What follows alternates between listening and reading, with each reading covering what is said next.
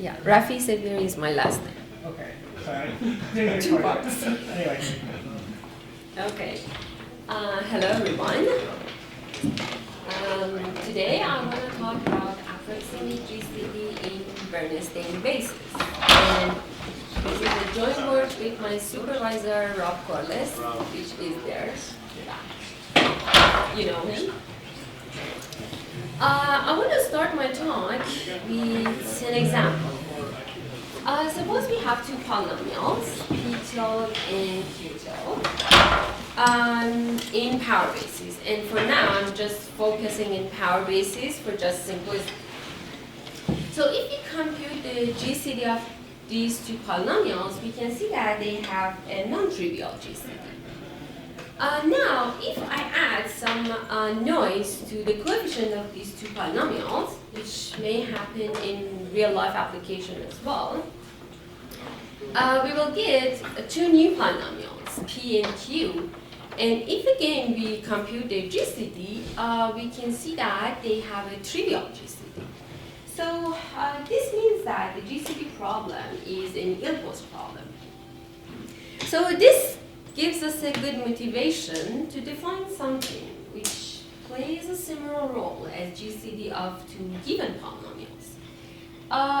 Informally speaking, for two given polynomials, which they have known as noisy polynomials, we know that they are noisy, they have noisy coefficients, and we are assuming that we are starting with the second part, we are starting with this p and q. The question is that, can we find two close polynomials, p tilde and q tilde, such that they have a non-trivial GCD with the highest possible degree? And also, I need to mention that during this work, we are working with the coefficient vectors of the polynomial. Now it's time for some formality. When we say close, we have to talk about a metric. So we define a norm with respect to a non-zero weight vector alpha and a positive integer r. So a norm for vector v with respect to alpha and r is given by this guy here, by this norm. And this gives us a metric for the vectors as well. But note that we wanted to define closeness for the coefficient vectors of a pair of polynomials.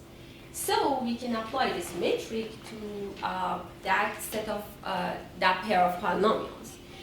So in order to do that, we define a set which we call it pseudo-GCD set for a pair of polynomials p and q, which this set A is related to two parameters, sigma and the parameter rho here, which rho in this case is our metric, which again this metric rho is related to alpha and r, which is used in the norm and above.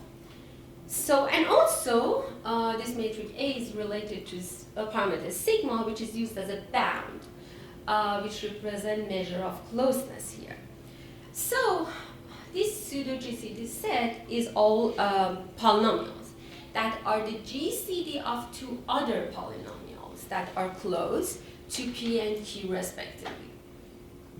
So based on what I said, we can figure out that this set consists of all candidates for approximate GCD that will satisfy two important properties. First, they should have highest possible degree, and second, the potential polynomials p tilde and q tilde should be as close as possible to p and q respectively.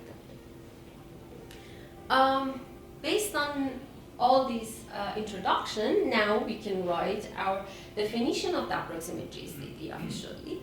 So if we assume that D is the maximum degree of a polynomial that is coming from our pseudo-GCD set, then an approximate GCD of two given polynomials, which is denoted by a GCD with respect to sigma and rho, is another polynomial that is coming from A where its degree is maximum, and the norms for the metrics for P and for Q are minimal here. Now, from now on, we assume that our polynomials are given with the coefficient vectors in Bernstein basis. So we need to solve our polynomial, our problem, which was approximate GCD problem, in Bernstein basis. And in order to do so, we need to know what this Bernstein is. So the Bernstein polynomials on the interval x between a and b, where a is not equal to b, are defined in this shape, which form a basis for polynomials of degree at most n. For example, for n equal to 3, if a is equal to 0 and b equal to 1, we can have our Bernstein basis in this shape. Now, before talking about the applications, let me say something. Someone might think that when we are working with the Bernstein basis, one way is to convert it to power basis. But for stability of this conversion from one to another basis, and also for conditioning of the power basis, will cancel all the benefit one might get from this by using this conversion to a simpler basis. So it's not a good idea to do that. Now, after we know what the problem is and we know what this Bernstein basis is, let me talk about the application of this problem. One important application of approximate GCD problem among all the other applications in Bernstein basis is finding intersection of Bezier curves, which is presented in Bernstein basis, and it is useful in computed-aided geometry design. And for these kind of applications, you can see Rafiee and Rajan's paper in 1987, and also Dario Bini and Anna Marco 2006. One component of our algorithm is a method which enables us to evaluate a given polynomial in this specific basis at a certain point. There are so many methods for doing that, but the most famous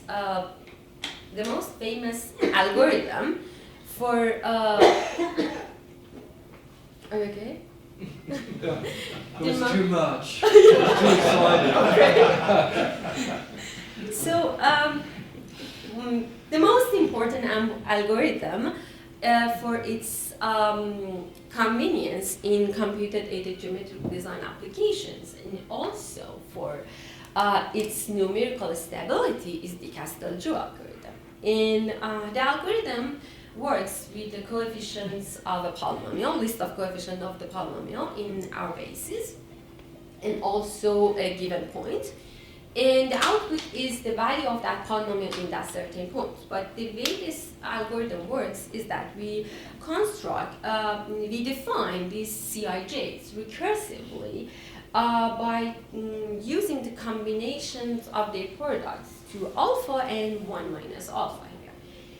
Here's a nice survey of looking to this algorithm. The upper row, the first row, is the coefficient vector of the polynomial in Bernstein. And in each row, each component is computed by the multiplication of two above components and adding them together. So for example, for C10, C10 is computed by multiplying C00 to 1 minus alpha and adding it to C01 times alpha. So at each level, we are reducing the number of components with just one number. And at the end, at the last level, we are just going to have one number, which is the value of the polynomial in that basis that we wanted to get. And I need to mention that this algorithm runs in a big O of n square operations. And also, but in contrast, Horner algorithms for power bases or Taylor polynomials and or numerical or Newton bases, and also Casteljau algorithm for orthogonal polynomials and barycentric forms for Lagrange and Hermite basis, interpolation basis, runs in big O of n operations. There are so many works that has been done in this area in both power bases and Bernstein. For example, a work by Corless, Gianni, Traeger, and Watt, 1995. Victor Pan, 2001. Jean-Gang Zhang, 2004. Bothing, Gisberg, and May, 2005, for all four power bases. And in Bernstein, Mackey and his, I believe, PhD student, Perovich, 2016, and Brun, Winkler, and Su, 2017. And I need to mention that we mainly follow the ideas that is coming from the Victor Pan's work, which is done in power bases. Let me start explaining our algorithm, which consists of 5 main steps. And following Victor Pan's method, we are working with the roots of a polynomial, which is in the reverse version of all those works that I mentioned before. So we want to find the root of a polynomial in Bernstein basis. Maybe one way might be for some people is again converting it to power bases, but it will be funny because we want to avoid that conversion. So if we have a polynomial in Bernstein basis, one way of finding the roots of this polynomial is by solving the Jones eigenvalue problem of the corresponding companion pencils of these two pair of matrices AP and BP. So if we solve the Jones eigenvalue problem, then we can find the eigenvalues, and then eigenvalues would be the roots of that polynomial. And what I said is a theorem from Johnson, 2001, which is saying that if we have a polynomial in that certain basis, and if we have two matrices as that companion pencils, then Z would be a root of this polynomial if and only if it is a Jones eigenvalue for the pair of those matrices. And here is the concrete example, which is done in Maple. We have a list of coefficient vectors in Bernstein. We can construct AP and BP by these two matrices. And by using Maple, we can solve the Jones eigenvalue problem to get these 4 eigenvalues. And if we compute the residual of these eigenvalues here by using the Casteljau algorithm, which was an algorithm for evaluating a polynomial in Bernstein basis at a certain point, we can see that the residuals are 0, so it means that the eigenvalues are the root of the polynomial. So up to now, we have computed roots of the polynomials P and Q from yes? Just to be clear, the Bernstein basis generated vector space of root question polynomial degree at minus n, right? Yeah. Okay. So, so we have computed the roots from the first step of our algorithm. Now, so we have the approximation of the roots. Now we want to cluster them. But what does it mean by clustering the roots? For example, assume that we have 4 approximated roots that are close to each other. So it can be the approximation error that's causing it. So it might be that we have only just one root with multiplicity 4 instead of having 4 roots with multiplicity 1. So this is called clustering. So at this stage, we want to cluster our roots using parameter sigma, which defines closeness. And here is the formal statement of what I said. If we have a polynomial, which is the product of x minus ri's, I from 1 to n. Then we can write it as a product of x minus ri tilde with multiplicity di, where I is from 1 to s.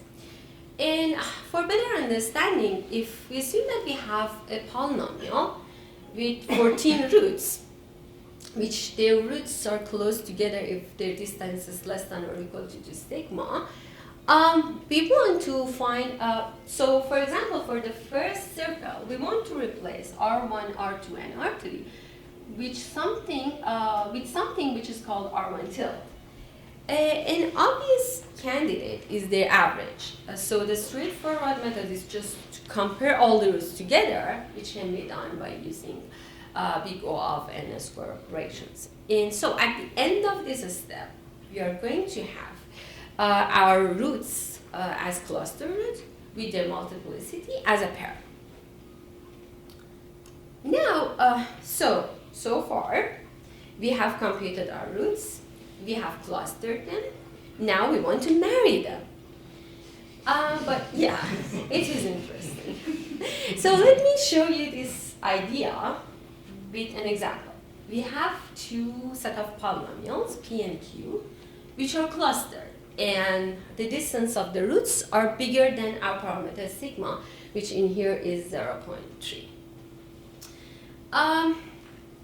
Basically, we are looking at closed polynomials of p, closed roots of p and q, to create some common roots. So far, we don't have any common roots here up to now.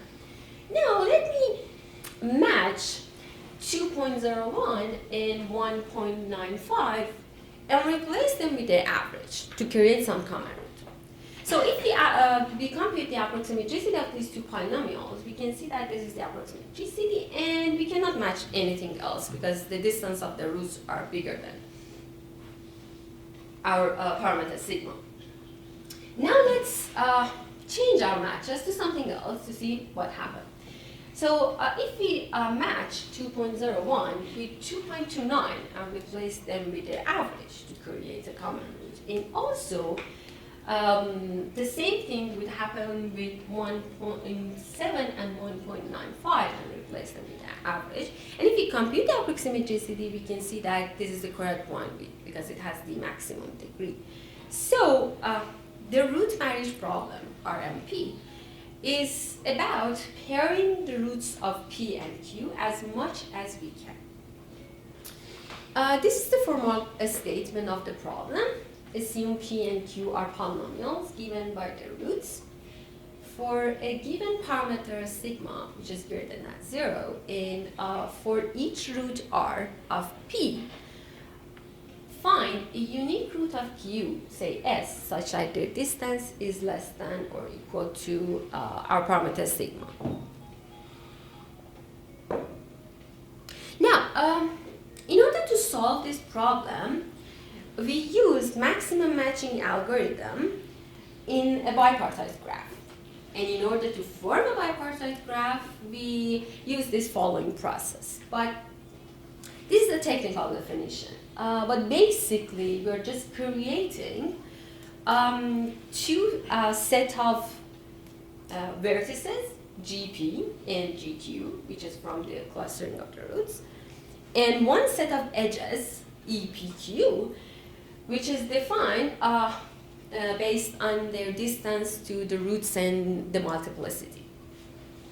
Now, after forming bipartite graph, we need to find a maximum matching, and that can be done by using Hopcroft-Karp algorithm. In order to see how this works, let's assume that we have a set of clustered roots of the first polynomial p, which we call it GP, and set of clustered roots of q as GQ. There are 6 edges between these two sets, these red lines here, 6 edges, which can be found by comparing their distance to our parameter sigma. And for each edge, we should have a weight for this graph. which would be the minimum of the multiplicity of roots of pi and roots of qj.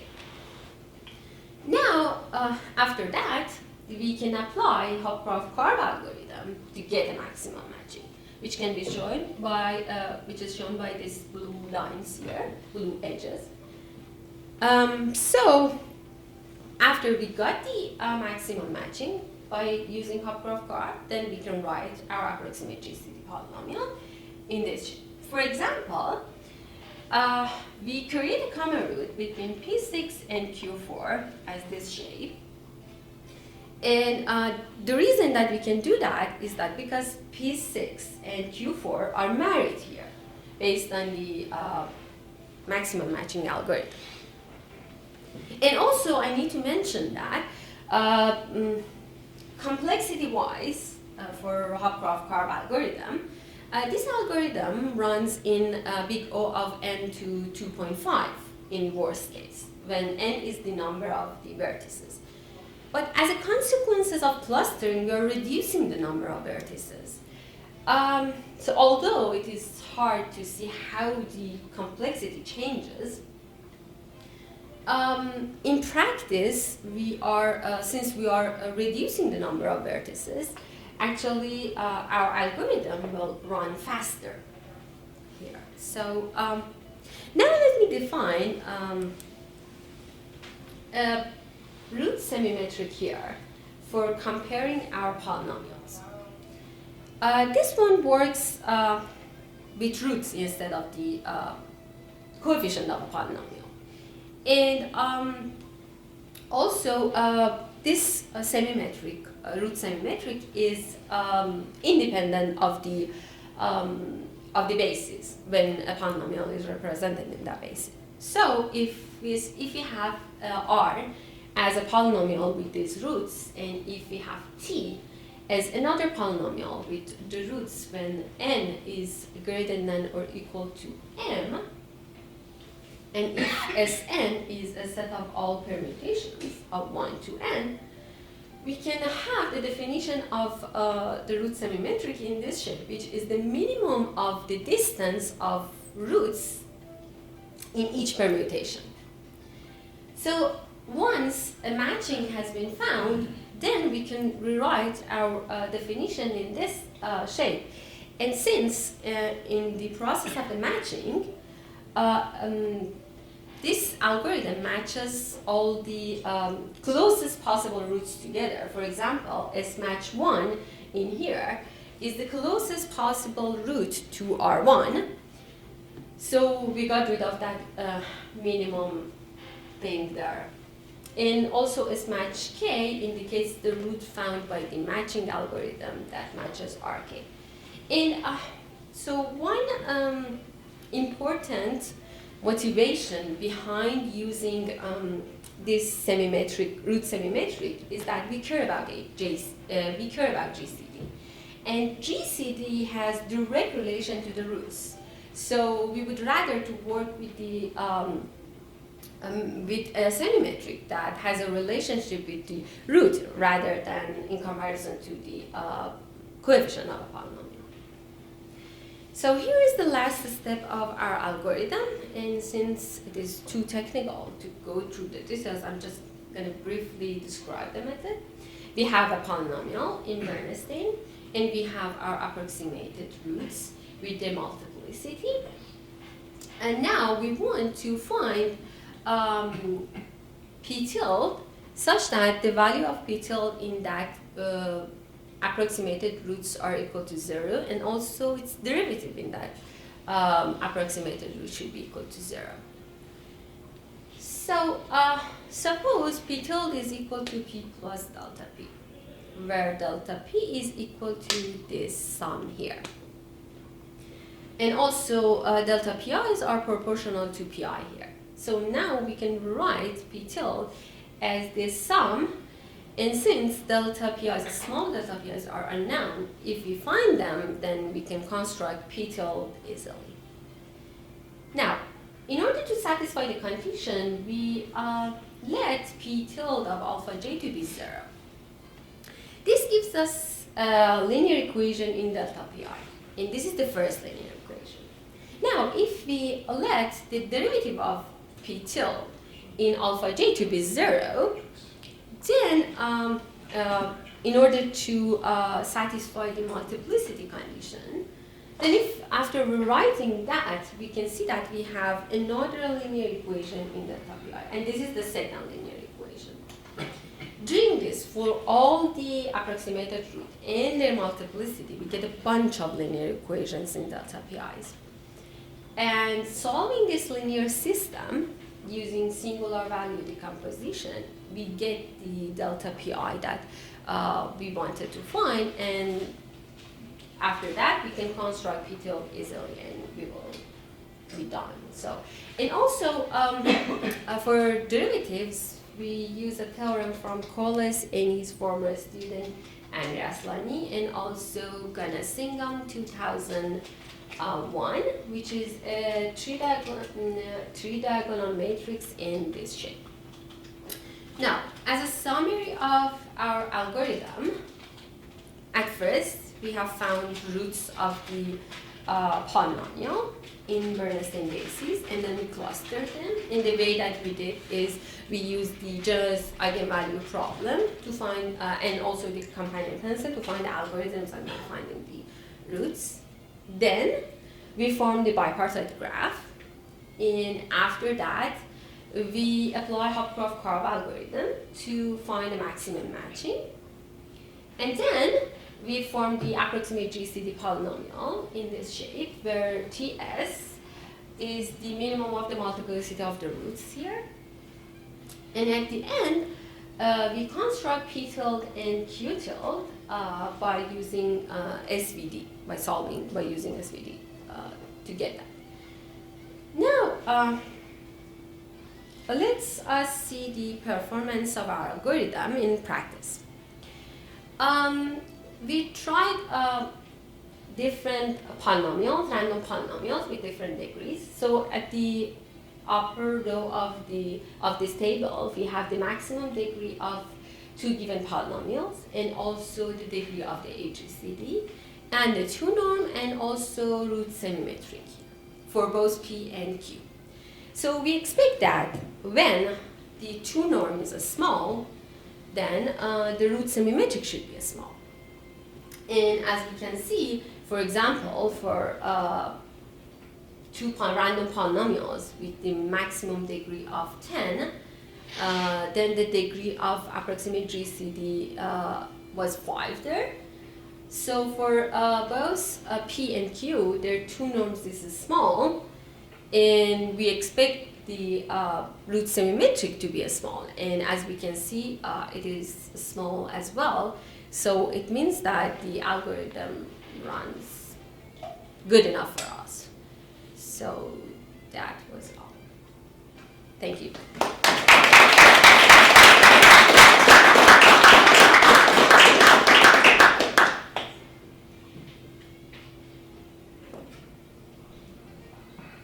Yes. What norm did you choose For that one, for the last one. Did you have a reason to choose a particular norm? So here, for example, for this one, I just used the two norm to have the calculation as simple as possible, so I could get the result as fast as I can. But you can use for any norm that you want. But if you use it for norm, I can say that the algorithm, our algorithm, doesn't have direct relation to, for example, this symmetry, this root symmetry. The algorithm gives you the approximate GCD, but this approximate GCD works for that row in there. So if you adjust the, for example, for another norm that you want to use, if you adjust the algorithm for that norm, then you can get the result for that norm. because the thing is, you may, because of your roots are very close to each other, right? Yeah. If you use a different norm, then it might be a different clustering of those. Yeah, that was what I said. Oh, Yeah. So then if for example, for this one, the algorithm gives you the approximate GCD. That works for that row, and for at the beginning, if I go to the definition of the pseudo GCD set, you can see that it is related to sigma and rho, which sigma was the parameter for defining closeness, and rho was the norm that we are using. So they are dependent to the definition of the approximate GCD that we are using. Yes. Yes. So you're doing the clustering and the marriage of the roots in two different stages. Would Yeah. it make more sense to do the clustering on all the roots of both polynomials together? You mean after marrying them? No, to do the marrying and the clustering at the same time. Just using the clustering, whatever method you're using for clustering. We haven't think about that. I believe there's no reason for not doing that, but It's an interesting idea. But we didn't- yeah, but we didn't think of that, so we thought that it's better to have the cluster. So one reason that we did clustering first was because when you cluster the roots, so based on the approximation error and stuff like that, it might be that we have, as I said, we might have two close roots that are actually one root with multiplicity 2. So in order to reduce those errors, to avoid those errors, we at first clustered them. So then we are reducing the here as I go. I understand that, but the same argument holds for Yeah, but the root so of one polynomial. yeah, the root so of the other polynomial we just as well. wanted to have less set of roots in GP and less set of roots in GQ as well to have less operations. But then you're applying the marriage to something that has already been processed instead of what you got before. That we can do that as well, but there's no harm of using this way as well, right? Yes, I believe. We need to think about that. Yeah. Yes. Coming back to clustering, can you please show us the circles slide? Here. Okay, perfect. So, it's well known, I guess, as far as I remember, that when perturbing the roots of a polynomial, in this case, typically the clustering comes in some geometric form. So that means that around one perturbed root, you have some regular polygon where the roots are more or less distributed. So the question is, can this idea be useful in order to make the clustering? Because you are using circles, but instead you can decide, you can make the grouping depending on triangles, pentagons, hexagons, depending how they are distributed. Yeah. I know that this problem is much more complicated. It's easier to deal with the circles. Yes. But looking for this geometric distribution maybe can be make more accurate the clustering. Yeah, it's an interesting idea. We didn't think of that. Well, we For did talk example, in about the it. first circle you have a triangle. Pardon? We did talk about it a little We bit. did talk about it, yeah, but we didn't go that Didn't road. do that. Yeah. Okay. Yes, it's an idea that I think should be done.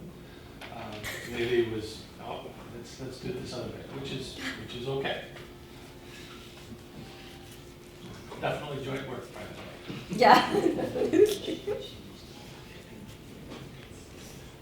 Oh, like, out of curiosity, on slide 17 or so, the slide where you stated all the steps, I'm just curious, 18, Yes. okay, yeah, you said find the root, like, what algorithm did you use to compute the roots? Like, what did you write, like, we just use the general eigenvalue problem. The specific root finding. C'est un complexe root solving.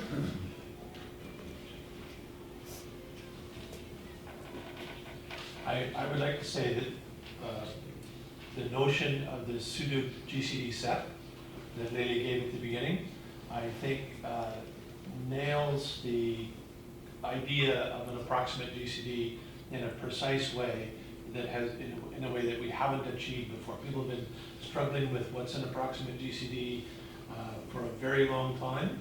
And Leili's definition of what's a pseudo GCD set, and then later taking the maximum degree of the pseudo GCD set, and then taking the approximate GCD as being the one, or maybe more than one, that achieves the minimal distance with that maximal degree is exactly the right notion. And there's joint work, that was Leili, so there we go. Thank you. And it works for any metric, or semi-metric, a root metric or not, and it works for any basis. And does that generalize nicely maybe to other approximate problems, approximate factorization? Approximate factorization almost certainly, but we haven't thought about approximate factorization in this basis yet. So.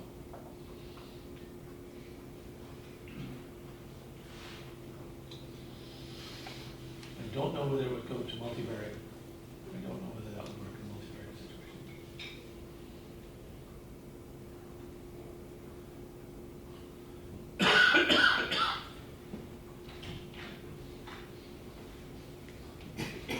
All right, any other questions?